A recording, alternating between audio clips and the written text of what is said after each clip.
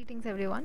This is a presentation for Sustainability Development course and our section Pesticides and Agrochemicals. This is being presented by Group 11 from XIMB. We will look at the agrochemical market overview in the beginning and then we'll proceed towards understanding the sector in detail. The first slide merely talks about how the condition and scenario is currently, which is around 125 technical grade manufacturers, 800 formulators, 145,000 distributors, and then comes the end consumers. Then the consumers are generally big farmers, and there are quite few challenges and opportunities present in this sector, and that's why it becomes very lucrative. And try to understand the various stakeholders who are a part of this agrochemical chain. The first one is where the product innovators come in. The second one is where we try to provide an end-to-end farmer solution, which is from the pesticides company. There's a huge focus on on leveraging from IT and telecommunications industry, and there's a something called integrated pest management, which is very unique to this sector. Coming ahead, the basic question, why should we be caring about this particular sector? So there are a few things. If you look at the social benefits, environmental benefits, governance, and health and safety, there are enough reasons to really care for this. Another thing is the culture of consumption, which is very highly predominant in today's world. The uh, the whole business of just consuming things while not replenishing them back into the nature is disturbing the whole ecology in itself, and that's why the focus on this.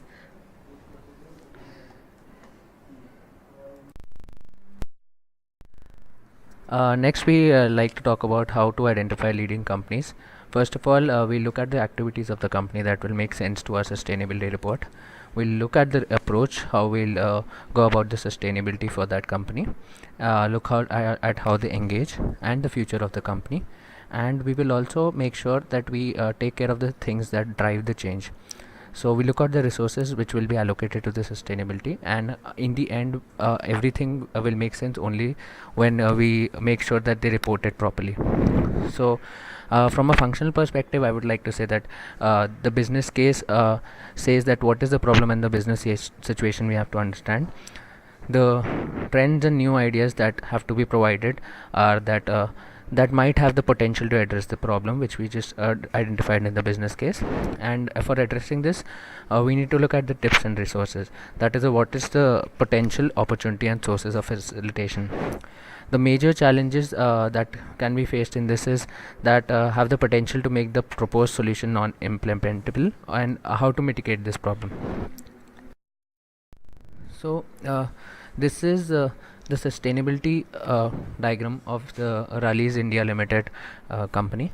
And Raleigh started its evolution journey from in Greece in the 19th century, and it started as an agrochemical business only after 1948.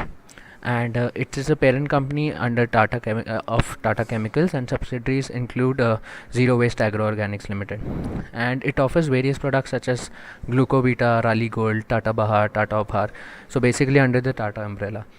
And now Raleigh Industries India Limited have now completely phased out of the red triangle, and it has more water based formulations to reduce the environment impact. It has been supporting farmers improving the yield by initiatives like more pulses programs, and it is into conservation mode, which says that it is into CO2 reduction, and also it adopts various renewable sources of energy, and it claims to have zero liquid discharge, and it is also making wealth from waste.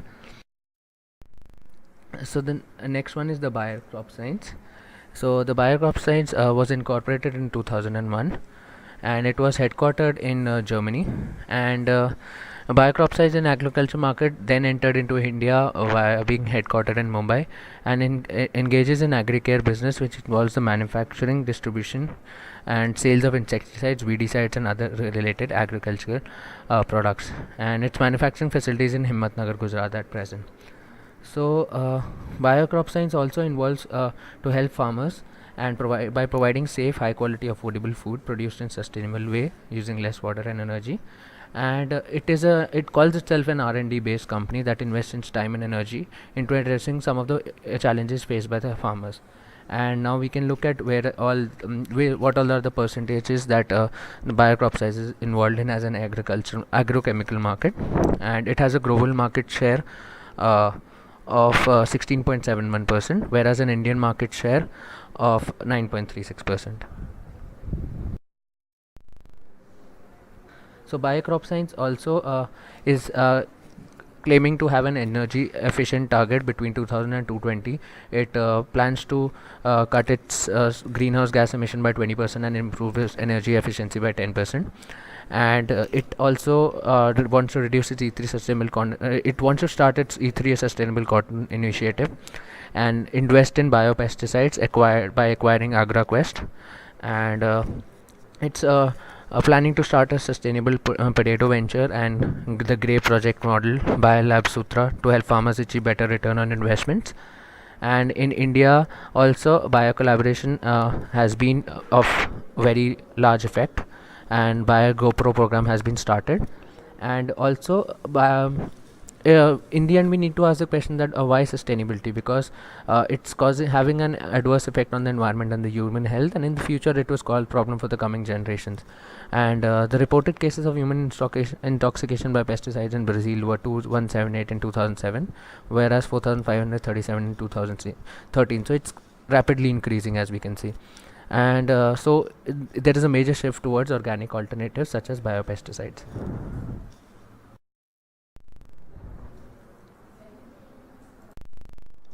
Next, we look at Monsanto India Limited, a subsidiary of the Monsanto Company USA. With a presence of more than 6 decades in India, MIL is committed to help the Indian farmer produce more while conserving sustainably and to be successful. Monsanto proudly projects itself as a sustainable agriculture company committed to deliver products that help farmers grow better crops throughout the world. They have recently joined the World Business Council for Sustainable Development to further boost their efforts towards a sustainable world for all. They produce modified crop seeds like cotton, corn, fruits, oilseeds, and even vegetables. They aim to promote the yield of the land of the farm and also the efficiency, thus reducing the costs. Apart from seeds, Monsanto also manufactures herbicides which help the consumers remove unnecessary weed growing alongside the crops. It is committed to reporting in accordance with the Global Reporting Initiative and supporting the recently released United Nations Sustainable Development Goals. They have various practices in India, out of which Project 1, Share Programs, is a sustainable yield initiative project under which they integrate through farmer producer organizations and help them produce sustainably. Project 2 is impacting livelihoods through improved farming and integrated land and water resources development. They also have a kitchen garden project and school nutrition project, which is their third project in India under sustainable practices. They have some future commitments at the core, and they have at their core.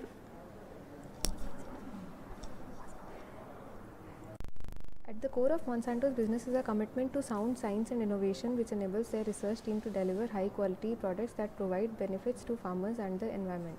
To meet 2030 commitments, new vision for agriculture built upon 3 pillars, which are advanced breeding, biotechnology, improved agronomic practices, and goals of feeding, clothing, and fueling the world. Next we have Dow Chemicals. Since 1950s, Dow agriculture business has been discovering, developing and bringing sustainable solution to the market for the growing world. Company is committed to helping farmers increase their crop productivity through higher yields, better varieties and targeted weight, insects and disease control. Their product and services balance the needs of boosting agriculture productivity while preserving the environment. Now the sustainability of Dow Chemicals. Dow provides world-class portfolio of leading-edge sustainable solution for modern agriculture. Those are insecticides, herbicides, fungicides, fumigants, pest management, nitrogen stabilizers, seeds, traits and oils. Now the sustainable practices followed by the Dow Chemicals in India.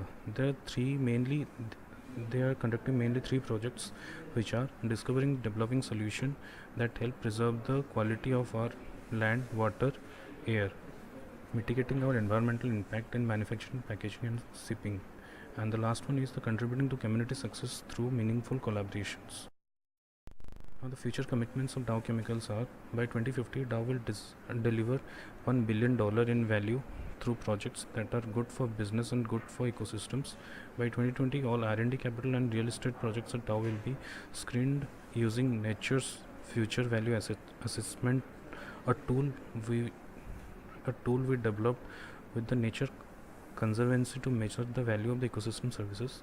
And the last one is the will support the development of an increasingly chemistry literate society through our commitment to STEM, science, technology, engineering and math education, utilizing the passion and expertise of our trained people, volunteers, Dow STEM ambassadors.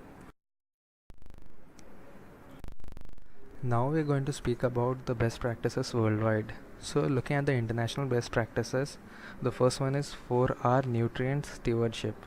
It has 4 factors: right source, right rate, right time and right place. Right source is more focused towards balanced supply of essential nutrients. Right rate is decisions based on soil nutrient capacity and plant demand. Right time is decisions based on dynamics of crop uptake, soil supply, nutrient loss risks and field operation logistics. Right place is concerned towards addressing root soil dynamics and nutrient movement. So our primary focus is to reduce phosphorus losses to protect and restore water related ecosystems. Next in line is nitrogen oxide emission reduction protocol, that is NERP. In this one, nitrogen fertilizer is responsible for emission of nitrogen oxide emissions, but it is also the main driver of yield in modern high production systems. So there's a very important need for critical balance to be maintained in order to increase sustainability in long run. Next point is improving energy efficiency in ammonia production. Overall, an ammonia plant built today uses some 30% less energy per ton of ammonia produced than the one built 40 years ago. So restructuring this has rewarded more efficient producers. Not only this, but we have seen sustainability practices incorporated into major players' routine production lines, which in turn has resulted in highly improved efficiency and overall production when we talk about the global scale. Next one is carbon capture and storage. In this we talk about carbon dioxide, which is currently captured at a number of ammonia production sites for use in manufacture of urea or in other industrial value chains. The expansion of CCS in ammonia production could be supported by appropriate policy decisions.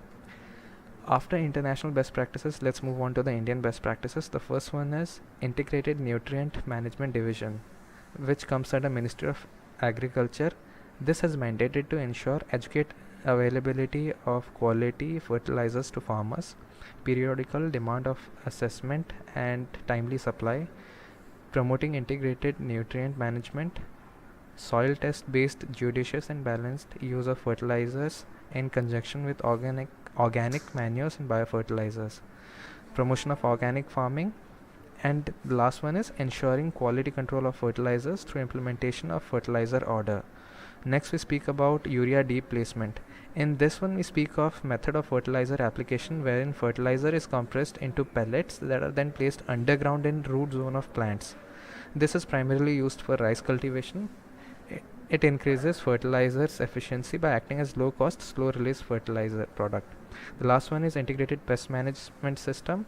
In this we follow a systematic approach in reducing damage caused by pests to an acceptable level without harming the environment. That's all. Thank you.